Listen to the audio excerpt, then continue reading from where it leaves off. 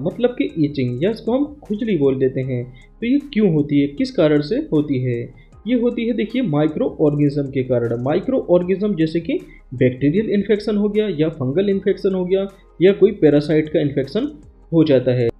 अब यहाँ पर एक्जिमा में क्या क्या सिम्टम्स दिखाई पड़ते हैं? यहाँ पर स्किन लाल पड़ जाती है जिसको रेडनेस ऑफ स्किन के नाम से भी जाना जाता है। दूसरा, स्किन जो है स्वेल हो जाती है, मतलब कि स्किन में वहाँ पर सूजन आ जाती है। नेक्स्ट, स्किन जो है देखिए ड्राई पड़ जाती है, वहाँ की जो स्किन होती है वो सूख जाती है।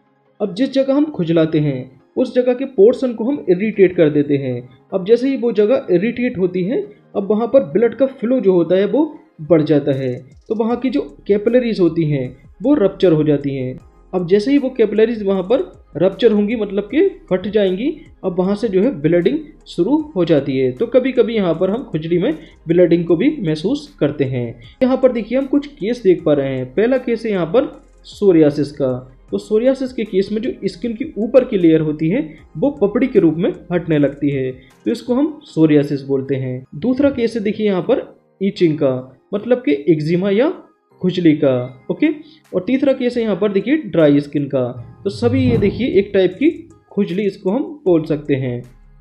तो नेक्स्ट बात करेंगे हम फंगल इन्फेक्शन की। तो फंगल इन्फेक्शन के कारण स्किन में दाग बन जाते हैं जिसको हम रिंग बॉम के नाम से भी जानते हैं। ये सर्कुलर फॉर्म में देखिए यहाँ पर दाग बन जाते हैं। अब यहाँ पर नेक्स्ट फंगल इन्फेक्शन का जो केस आता है वो होता है एथलीट फुट। तो हमारे देखिए पाँव की जो उंगलियां होती हैं उसके बीच में फंगल इन्फेक्शन हो जाता है, जैसे कि हम यहाँ पर केस देख पा रहे हैं फंगल इन्फेक्शन का। इसी को बोलते हैं एथलीट फुट डिजीज। ओके, अब यहाँ पर बात करेंगे हम इसके ट्रीटमेंट के बारे में। अगर स्किन पर फंगस द्वारा अगर खुजली होती है, मतलब कि ईचिंग होती है, तो वहाँ पर एंटी फंगल क्रीम का यूज़ किया जाता है। तो यहाँ पर मोस्टली जितनी भी एंटी फंगल क्रीम्स होती हैं उनके एंड में जो है जोल टर्म आ जाता है, जैसे कि लुलिकोनाजोल। तो यहाँ पर देखिए जोल आ गया है, इसका मतलब ये एंटी फंगल क्रीम है। ओके, तो यहाँ पर देखिए लुलिकोनाजोल का यूज़ करते हैं। दूसरा क्लोट्राइमाजोल। क्लोट्राइमाजोल में भी देखिए यहाँ पर जोल टर्म इसके एंड में आ गया है। उसके बाद नेक क्रीम आती है कैंडिड बी। तो कैंडिड बी में देखिए जो केमिकल कंपोजिशन होता है वो होता है क्लोट्राइमाजोल। देखिए क्लोट्राइमाजोल में भी यहाँ पर जोल है। दूसरा बैक्लोमेथासोन। बैक्लोमेथासोन एक स्टेरॉयडल मेडिसिन है, जिस मेडिसिन के अंत में अगर सोन टर्म आ जाता है उसका मतलब होता है वो मेडिसिन जो है स्टेरॉयडल नेचर की होती है। ओके, नेक्स्ट आता है देखिए टेटमोसोल। तो ये टेटमोसोल नाम की एक क्रीम भी आती है और इसका सॉप भी आता है। ओके, नेक्स्ट बात करेंगे हम ओरली मेडिसिन के बारे में। तो अगर देखिए खुजली वाला मतलब कि ईचिंग वाला केस होता है तो यहाँ पर एबल 25 मेडिसिन का यूज़ किया जाता है।